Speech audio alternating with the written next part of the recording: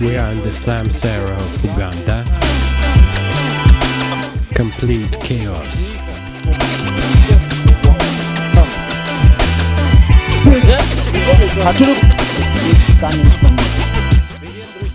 Hi friends, I'm right in the center of Uganda, in the city of Kampala. Can you feel this energy? The border motors are roaring, vendors are shouting. There is no such thing as boring here. Today we are going from this noisy center all the way to the wildest jungle, home to mountain gorillas. Want an adventure? Then let's go! We are now going to drive around Kampala with my guide to see how people live and visit a few landmarks. So you once again welcome here at the monument which describes the day Uganda got her independence. As you see, the baby on top shows a newborn Uganda, and then the mother shows the struggle of independence, the time Ugandans were fighting for independence. We still remember the great people that started the fight for independence. That is Mutesa II, who was also serving as a king of Uganda. He is the man who started the struggle of independence, and later on, his friend Milton Obote joined him in the struggle of independence. And the two people helped Uganda to get independence with the Ugandans on their back. By 9th October 1962, that's when Uganda got independence, and of course Mutesa II became the first president of Uganda, and then Milton Obote became the first prime minister of Uganda. But later on, these two people got misunderstandings, and of course Obote overthrew Mutesa II. He became the second president of Uganda. And in 1971, there came another president, that was Idi Amin Dada, who came to power in 1971, and who is known not only here in Uganda but even across the world. They know Idi Amin. And then after the fall of Idi Amin, there came the series of the presidents. That is Bina Issa. There came Yusuf Rule, then Bina Issa, Paul Mwanga. Obote came back. We got Obote coming back the second time. And then Tito Okello Lutwa, and then President Museveni in 1986. He came to power until today. During colonial period, was it bad in Uganda, or something good thing bring British Empire to Uganda? Yeah, it's a good question. It was a peaceful independence. The Ugandans protested.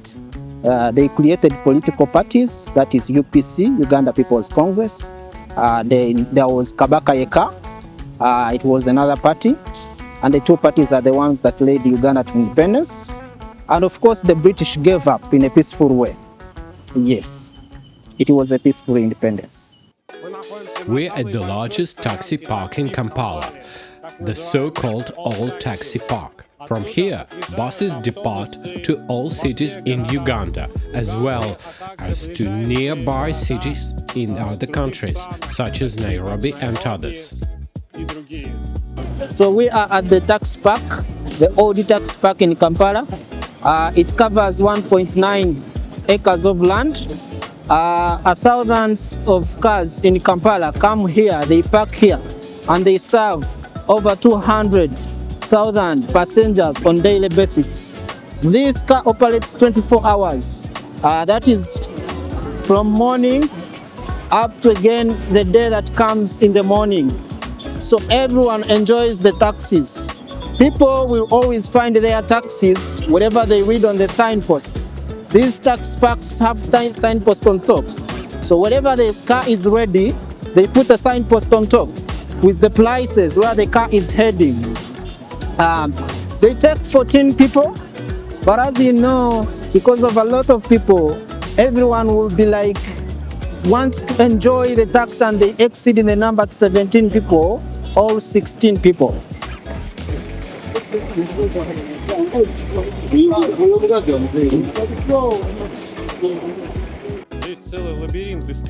It is complete maze of taxis here. There are thousands of them, thousands of people, everyone wants to go somewhere. It is totally chaos here. I can't imagine how anyone finds the right bus to get out of here. It is definitely very dangerous to be here alone. Good thing that I have a great guide who can lead me out of this nightmare. It is fascinating how they manage to get out of here, because they are parked literally bumper to bumper, and if one car wants to leave from here, it seems like all the cars have to move. It's like the sliding puzzle game. Getting out of here is impossible. It looks like this is exactly where the cars queue up to exit.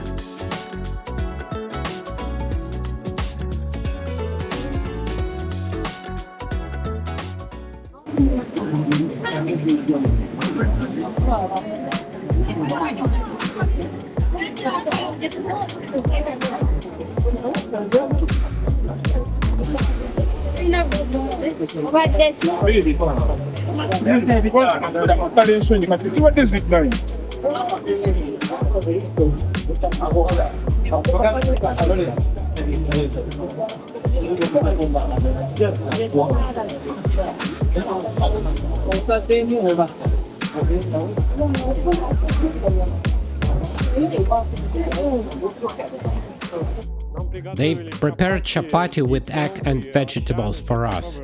Let's try it now and see what it is like. Pretty tasty. It is Indian dish that they also make here, right in the heart of Africa. We are at the largest market in Kampala, Owino Market. Now we are going to see what is sold here and what goes on. We are here in Owino Market, the biggest market in Kampala for clothes. We can find second-hand clothes. Can also find cooked food, uncooked food, local commodities which are handmade by the local people. Everything you would like to have here in the market. The market has got very many people. 75% are the women that work in the markets, 30% are men that work in this market. Thousands of people that come here daily to buy their commodities, taken villages, others they maintain them in their shops to sell them in retail. So you can either buy in wholesale or in retail here in the market. They sell used clothes from China here. For $1 you can buy yourself a shirt or a pair of pants. When Chinese people don't need them anymore, they send these used clothes to Africa and they are sold here.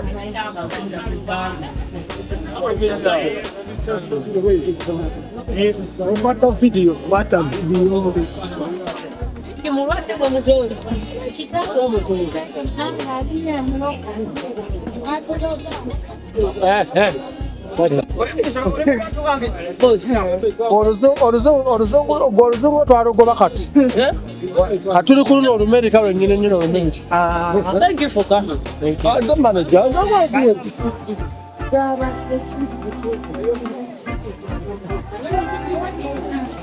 These are some of the local commodities that we have. Calabash, it's commonly for beer. They put beer and our people drink from there. We have with the baskets here. We have other ones for winnowing. This is a winnowing basket. These are straws which are used in sucking beer. We can use them either you place them in the calabash and then you drink beer from there. Then here, these are some of the local materials which are got from our trees, and these are used in weaving some of the materials. That is, we can talk of like the baskets, the shopping bags. Yeah. Then we also have some of the ingredients here, like butter, which is made from cow's milk. We also have pots. These are pots. Some pots are used in cooking food, used for fetching water. You can find all Ugandan food here.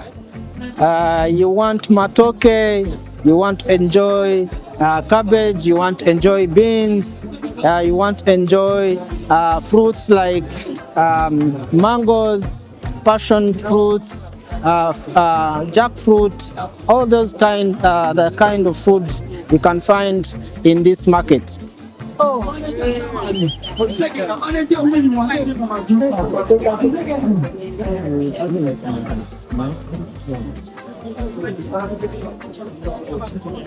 Trees of avocado.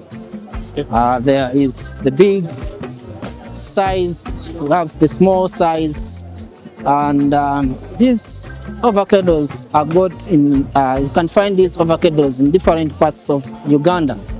Actually, wherever you go in Uganda, you find avocado. So these are some of the avocados that we have in the big size. Yeah, and we have the small size the other side. If you are in the market, you can find everything like I said. Here is meat. They sell goat's meat, cow's meat, and also sheep is being sold here. And it's always displayed, being hanged like the way you are seeing on the other side.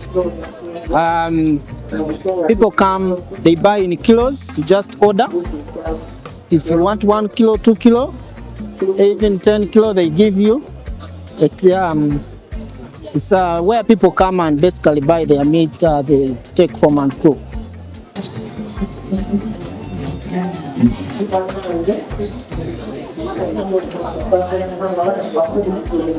Fanana gatya. Remember njagala mulaga nti amatoke gafanana bwe gati. This is banana. And they, after cooking it, they smash it. They squeeze after cooking it. So the cooked one.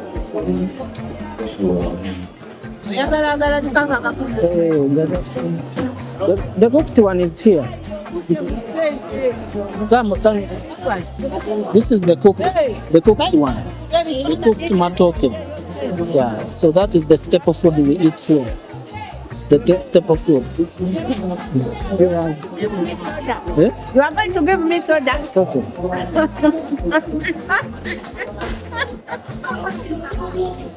My friend. This is meat. This is the fish.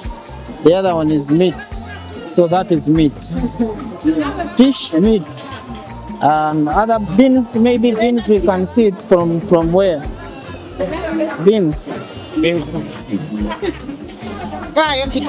Jaga kumuraga ibimbe bifanana nakandi ebijanjaro ndawe bifanana. So these are beans. They cook beans and they act like sauce, the sauce of food. So beans, then the other one peanuts, the other side. Peanuts. See? That's how they look like. I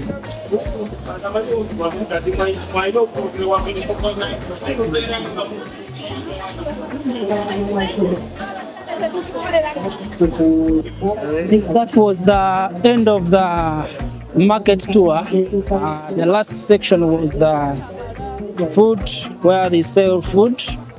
And we saw where people eating matoke, eating posho, eating cassava, beans like sauce, meat, and fish.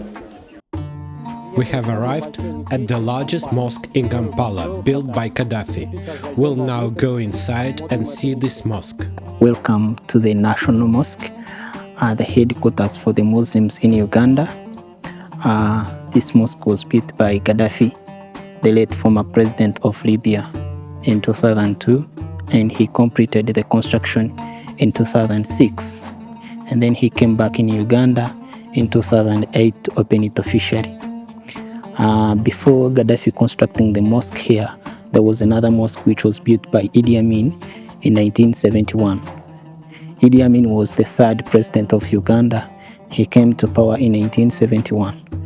One of the things that he did was giving this hill to the Muslims.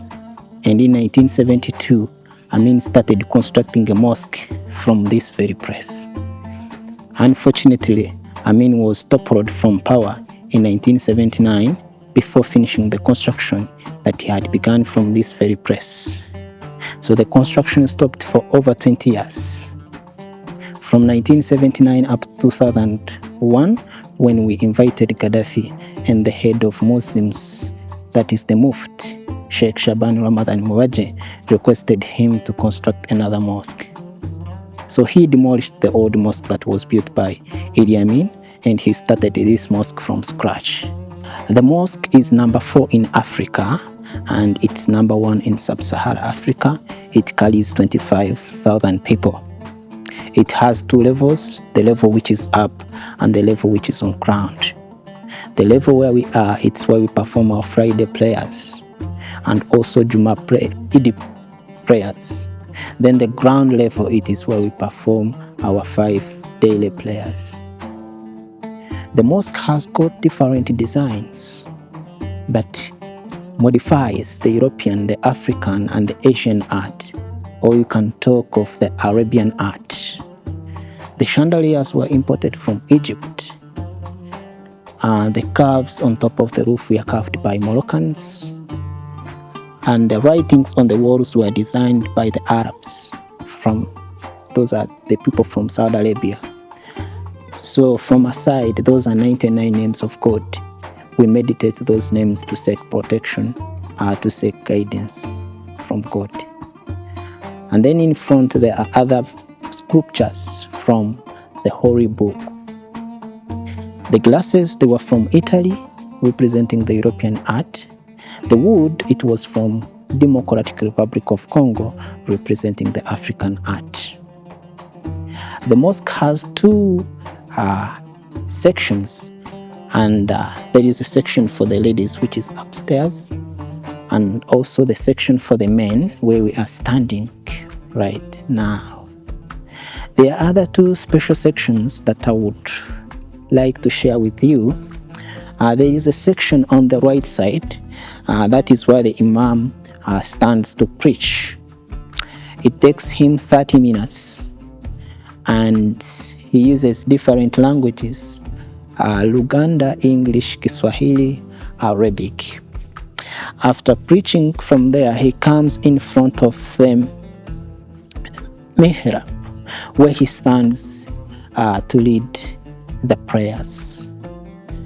So whenever he goes into that section, we stand behind him in the lines and we follow what he does.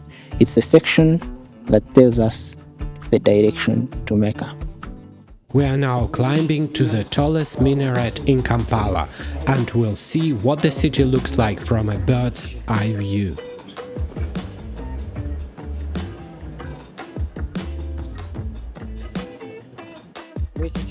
We are now climbed to the tallest minaret in Kampala, and we'll look at the city from bird's eye view, learning a bit more about the hills of Kampala.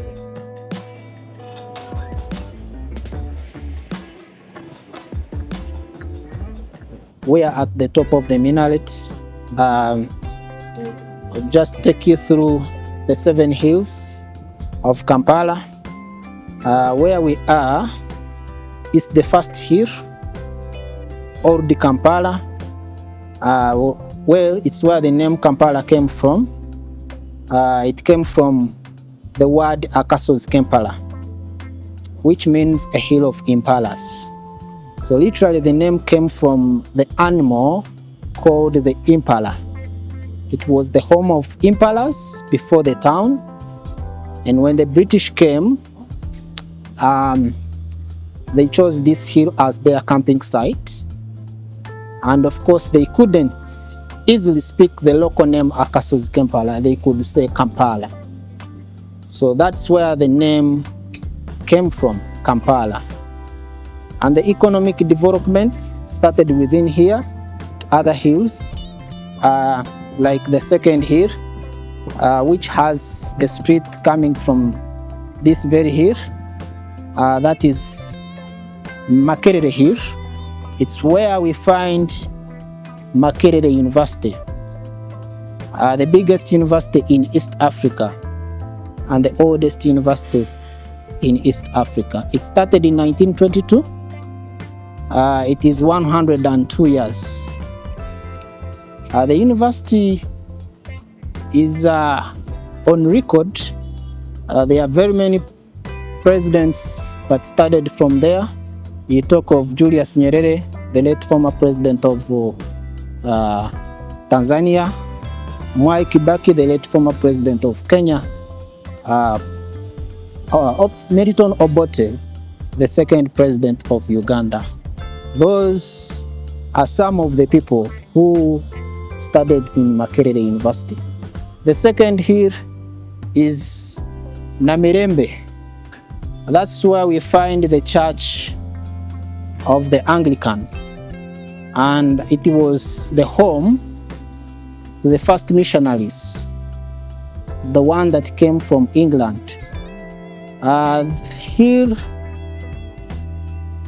number 4 is Rubaga. It's where we find the church of the Catholics. It was a home to the second missionaries. Hill number 5, it is Mengo. It's where we find the home of a king of Buganda.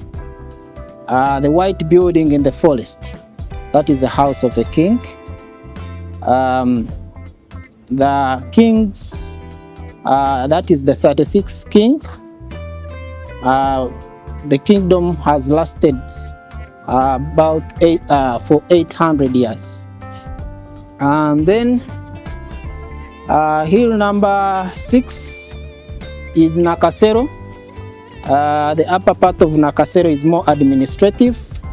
It's where we find the state house, where the thick forest is. The tall building is the pension tower for the government. The tall white building is Sheraton Hotel. And when you slope down the hill, those are shops for the local people. Then behind Nakasero, there is another hill with the antennas. That is Kororo, the richest hill. That's why you'll find the ambassadors, the people that work for big NGOs like in USA and UK, the people that work for the government, like ministers, the businessmen who have made it in Kampala, they stay in Kororo. So those are the 7 hills of Kampala. We're at the so-called Kasubi Tombs. There is where the kings of Uganda burned.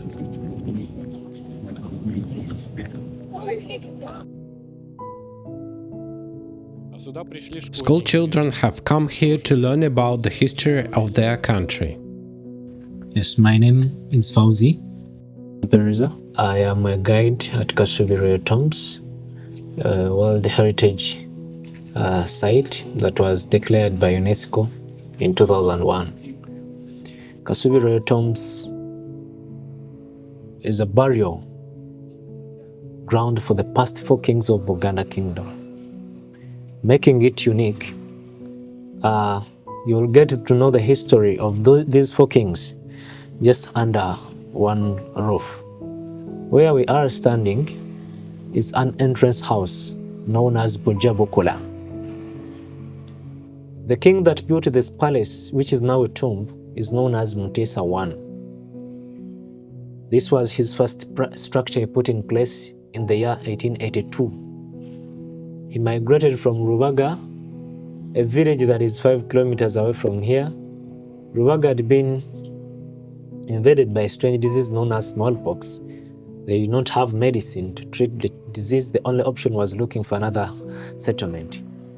He came and established a new home. He lived in this structure temporarily as they were constructing his main house. While the construction works had been accomplished, he decided to hand this over to the royal guards. And there are 2 royal guards that take charge of the security of the palace. One of them is the gentleman you found at the entrance, who is 100 years now. He started serving his king when he was just a boy of 16 years, 84 years serving the king. They do not resign or retire unless death comes their way. He comes from the Buffalo clan. He works hand in hand with the Mulamba, a gentleman you found at the gates, the external gates. He's in charge of the external gates and is also the principal royal guard. He comes from what we call the Mushroom clan. As you look at the structure, it was built by use of natural materials. There's natural materials. By then, we did not have modern materials. So when you look around, you see the house being constructed. It's like a woven overturned basket. One would see it as a design, especially when we come to the ring-like structures that are onto the roof. But however, they are not just by design, but they have a message to portray. For example, the first ring in the center of the roof representing the king, the second ring representing the royal family, the third ring representing chiefs, whereas the fourth ring representing the people, and those are the 56 clans of the Baganda. Initially, there were 52 clans, but with the growth of the number, some clans were divided for easy control. So because these are natural materials, they can be destroyed by bad weather or pests. So in order to keep the structure for some good years, we have to ensure that at least we replace new ones, because they can either decay or rot. So they have to keep on ensuring that they fix new ones. On the right hand side, as we are entering, we have what we call the bird gate. It's called the bird gate because in case anybody dies within the palace or outside the palace, and maybe the body is to be taken here or taken out, that's where it's taken through. So it's not recommended for we who are still living to use the gate, unless one has a very exceptional excuse, and maybe he does not know one can use the gate in such purposes. So it's regarded to be of a bad omen, so it's not recommendable to be used by those that are still living. See up there are trying to ensure that they fix the places that are lacking, maybe that have weakened. The main house before us is known as Muzibu Azalampanga. Muzibu Azalampanga is the king's house, and that's where the bodies of the 4 kings were laid to rest. Where we shall see Mutesa I that built this palace, which is now a tomb. Daniel Mwanga, the son, was brought to be buried here. Daudi Chwa, who is the 3rd king, to be buried here. And Mutesa II, the father of the current king, who was the last to be buried here. The house is given maximum respect, and that's why you see one has to put off his or her shoes while he or she is entering the house.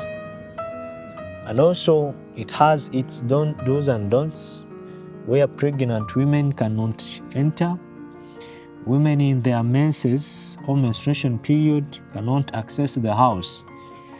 When one enters, he or she has to sit down and give maximum respect to the house. Mutesa I that built this house married 84 wives.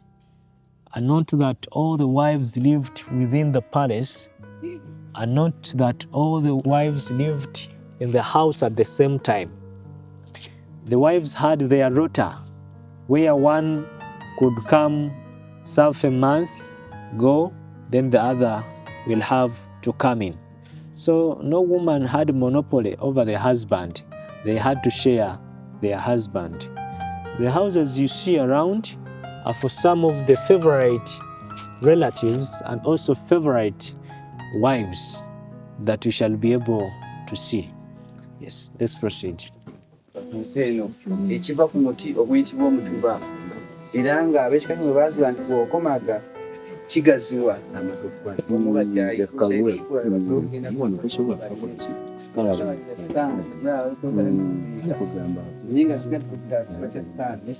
So I want to welcome you to the king's house, and the four kings that were laid to rest under this house, which is known as Muzibwazala Mpanga. The four kings before you, those are their portraits. And the direction of each king is represented by the portrait you see. However, their order of burial differs from their order of ruling, because when it comes to their order of burial, it is grandfather, grandson. The grandfather is buried near the grandson, which is in that way. The spears you see before you are symbolic. The kings were great warriors. They fought battles of expansion. The kings loved hunting. They did hunting as a sport that they really enjoyed. And when it came to hunting, as they went to hunt, they did not want anybody to follow them up. Even their guards had to remain behind. So the kings went lonely because it is something that they did with much love. And it was their leisure. So they did not want an interruption from anybody. That's why you see spears before you. And also, the kings were punishers to the wrongdoers. That's why you see the carved spears there. These spears being in different shapes and sizes, at times were brought as gifts to the kings by their people. And one would bring a spear with a lot of praises about it, just in order to please the king. The shields as a symbol that the kings were able to defend their people from all sorts of attack. We look at the structure or the house. All the people in the kingdom have to contribute something towards the construction of the king's house. However, there are two fundamental clans that do the construction. One is the black and white Colobus Monkey clan. Those are in charge of thatching the king's house. Two is the leopard clan. Those from the leopard clan do the work of beautification, beautifying the king's house.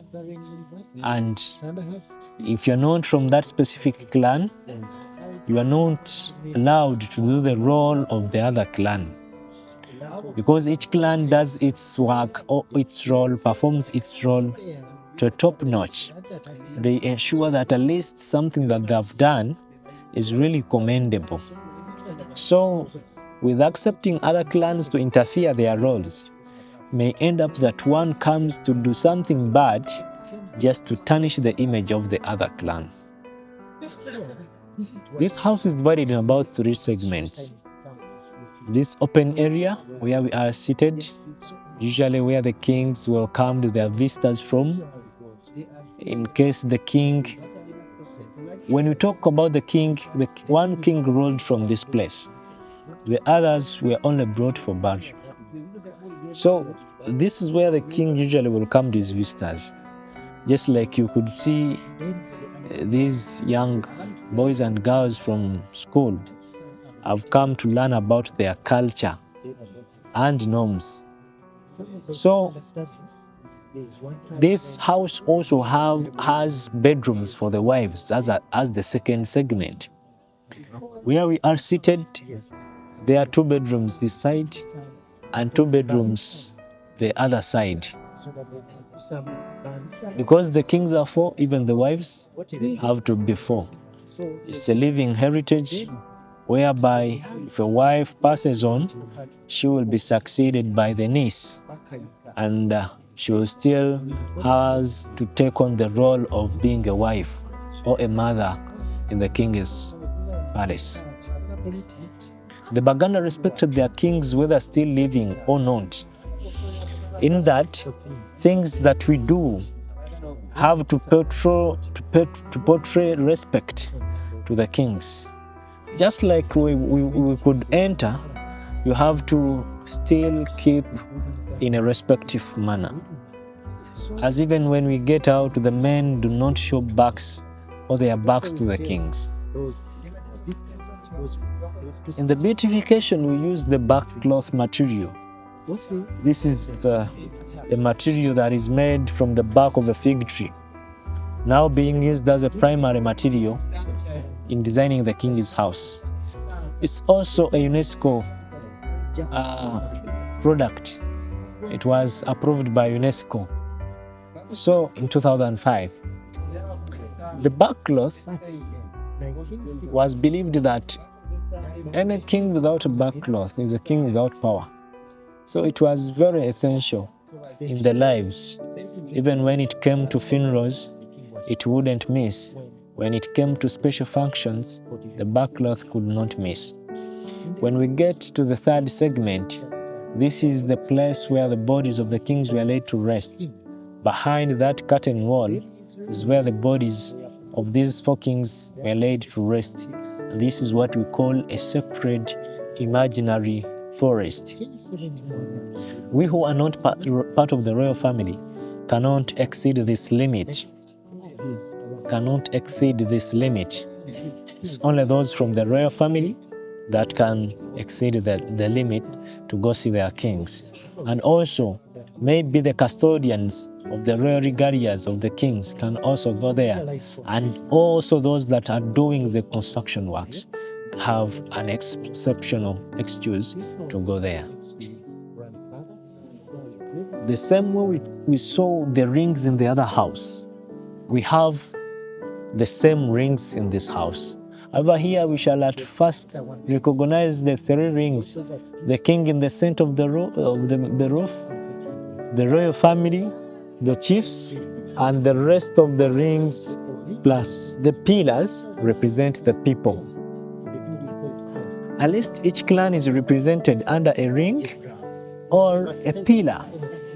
And when it comes to the ring in the center that represents the king, if they are to install it, they have to measure the size of the king's head. And it's the king to place it or to install it by himself. There is nothing behind this material. The kings, all the bodies are behind. Oh, Just that I was explaining it in the video. So this is not, they are not buried like These here. are symbolic. Oh, it's But symbolic. the kings are behind this curtain wall. They're buried in the ground. Beneath the ground, 15 feet deep. 15 meters. Feet. Oh, 15 feet deep. deep. And I know there was a fire some years ago. Yes. And what was damaged? Basically, as you look at the entire structure, these are natural materials. They are flammable. Yeah. And when maybe one part of the house gets damaged by fire, the entire parts can also suffer. So all the structure was restored due to that fire outbreak. So, and which structure was fired? This one? This one. This one, Main only house. this one. And maybe about other 2 houses out. Yes. So this was constructed by several years ago, just. Yes, 15 years down the road, the restoration efforts were being done, and now it's the results that you see. So nothing old material was preserved. It's everything new, or something old. Yes, most of the things are newly. It's like I told you, the fire caused a big damage, and so they had to restore or reconstruct all the structure. But UNESCO still keep this place's heritage. Yes. After the fire outbreak, it was declared amongst the places of the World Heritage Sites that were under danger. But after efforts had been done to restore the house, it was removed from those places that had been declared to be under danger. Now it's a safe place. So UNESCO took part in restoration? Yes. UNESCO sponsored a lot in the restoration of the king's houses. And whose sponsor was also? The central government, the Japanese government, and other agencies. However, also the people cannot be forsaken, because they also contributed towards the restoration of the house, spearheaded by the king's prime minister, we call Katikiro, and that we are talking about the prime minister of Buganda kingdom, not the prime minister of the entire kingdom or of the entire country. Charles Peter Maiga spearheaded the restoration works by mobilizing the Baganda or the citizens. Whoever had a wish to contribute something, it was open for him or her, at least to make his or her contribution. And now restoration were finished, or some? Now at still least going. 98%, just like you've seen men up there trying to make some final touches on the roof.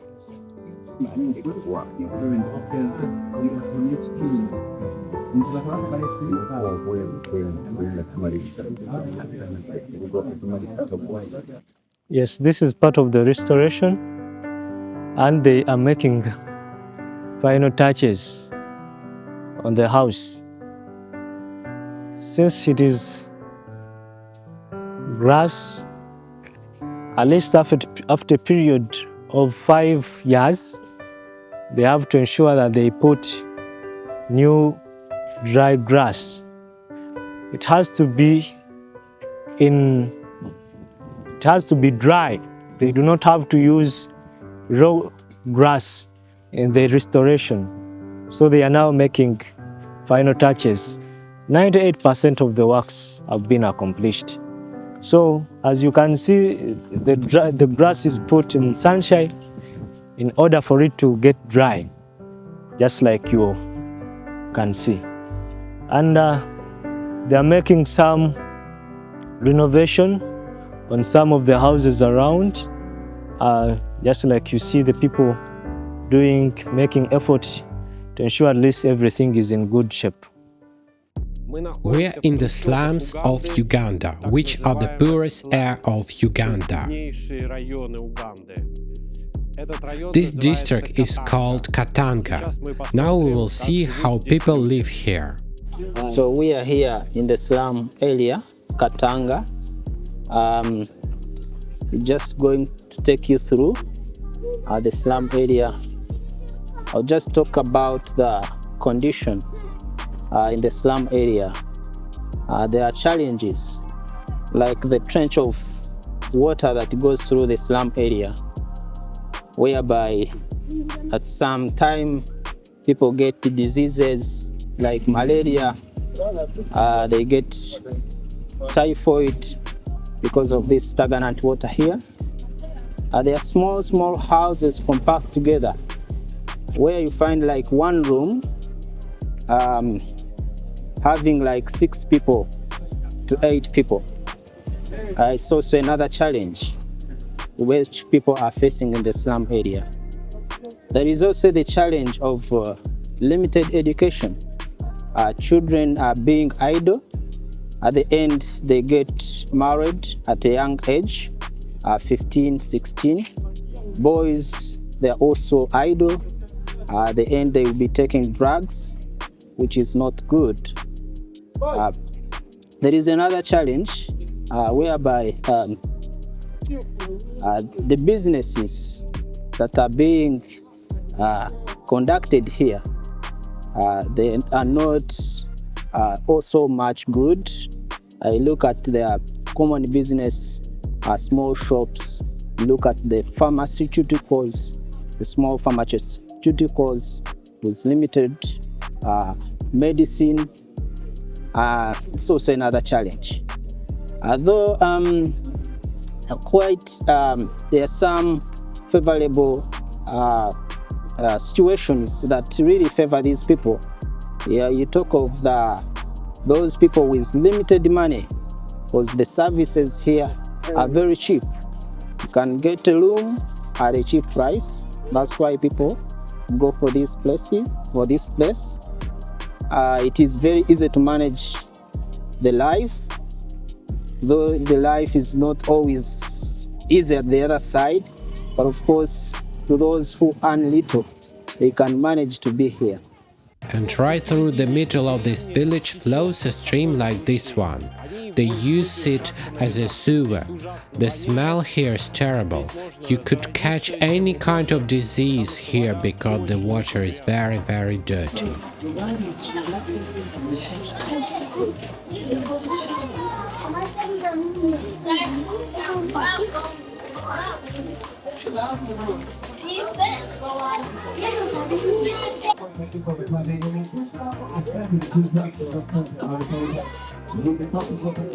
So just like from here, when you see the water that is cutting across the slum area, some water comes underground and other water is sewage, where people power the used water. The slum was built on a swamp, and that's why we expect a lot of water and floodings when it rains. When it rains, it floods, and it's also a challenge whereby people will be collecting that water from their houses because of too much rain and floodings, especially in wet season. We find some of the people enjoying their life, TikTokers, enjoying life here. We are here in the slum area. These are the guys, joyful guys. Yeah.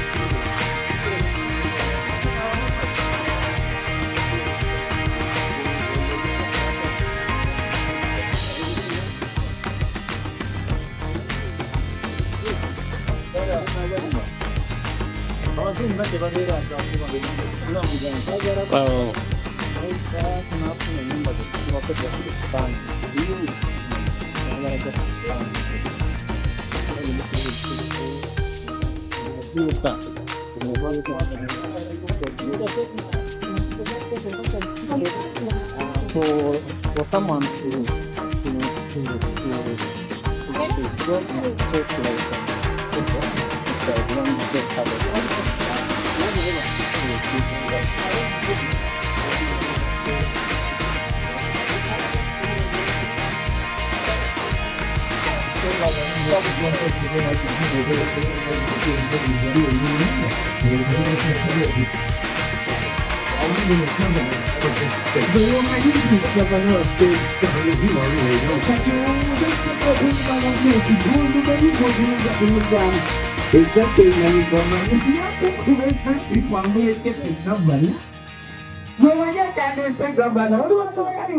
steady.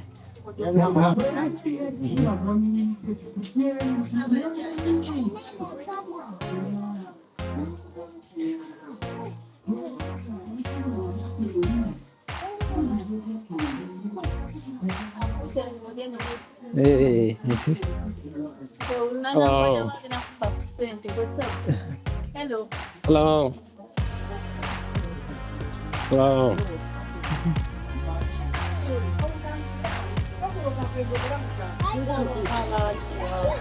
Hello. Mama Joy brain. This is my brain muscle. You get it?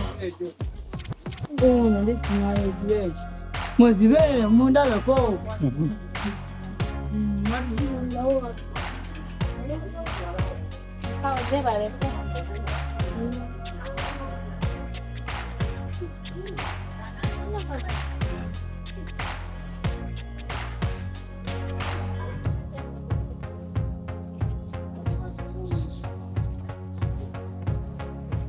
Is he drunk or Drunk. do you have any problems with drugs here or?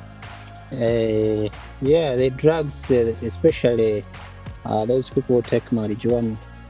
Yeah, if you take too much, you can even you run. And do they Some sell run drugs or some here? Maybe alcohol. Alcohol. Alcohol, yeah. Local alcohol. Local alcohol, yeah. So they make their own like vodka and like beer. There is with what we call beer, banana beer. It is got from banana. So that beer is the common one in this area in Uganda. So the majority take banana beer. So the strongest one is a bit white. It's always like white in color. So maybe it's the it's the beer. Can I rent a room here? Yeah, you can. How much is it? The rooms are in $35. If you count in Ugandan shillings, that is like 100 or like $70. It's very expensive here. Like not sorry, it's around 100,000 Ugandan shillings, 50,000 Ugandan shillings, and 60,000 Ugandan shillings. So you can so get expensive. not expensive. 50,000 is not expensive. 50,000 Ugandan shillings. It's equivalent to $15. Yeah, it is equivalent to like $15. Is the water in the houses, or they bring it? There is public water. They pay for it. Public, that is tap water. They pay it like 100 Ugandan shillings. 100 Ugandan shillings. 100 for which amount? One like 20 liters. 20 liters 20 for liters. 100. Yeah, for 100. Okay. So they based on that water. Yeah. Yeah. So the lifestyle is a bit hard. Is a bit hard in this area. Yeah. And do they have business on the bottles, on plastic, on this? Yeah, it's like recycling. Yeah. So the used bottles, the ones that are thrown in the environment, there are some people who pick them and they sell them. They sell them to the factories that will make new bottles out of the old ones. So it's like a business. Some people who are staying in this area, yeah. So it is recycling. Yeah. Mm-hmm. Now we're at the Baha'i Temple. It is dedicated to Baha'i faith. It is a very beautiful garden, a very beautiful place.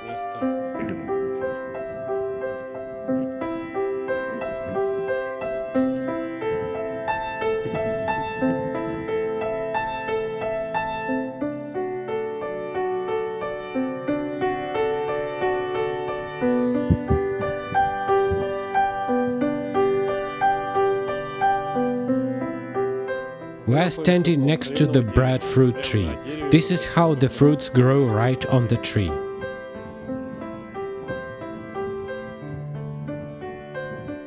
If you like this video, don't forget to like, subscribe to the channel and hit the bell button.